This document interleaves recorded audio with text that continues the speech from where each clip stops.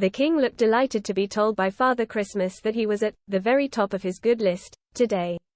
His Majesty, 75, met Santa as he toured Ealing Broadway Shopping Centre in West London, where he was mobbed by hundreds of well-wishers. While his visit hadn't been announced in advance, word soon got round and huge crowds gathered to shake his hand and take selfies, some squealing in excitement.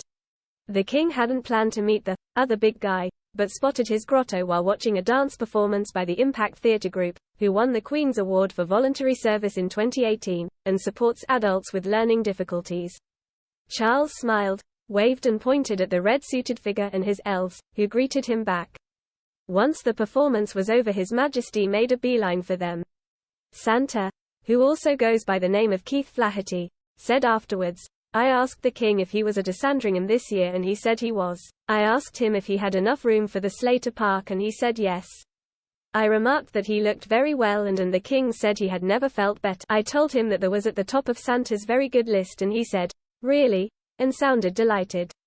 What a lovely man he is. We really had no idea he was coming and it was such a shock that he came over to see us." Mr. Flaherty, from Worthing, added, "Honestly, what a good sport he is. What a delightful man. He wanted to know how long we were here, and I said until 3 p.m. on December 24th, and then we had to get back to the North Pole pretty sharpish. I love my job, not having to speak to grown-ups and spending my time chatting to sensible children." The king responded to the suggestion about him being at the top of the good list by saying, "Well, you never know, you can try."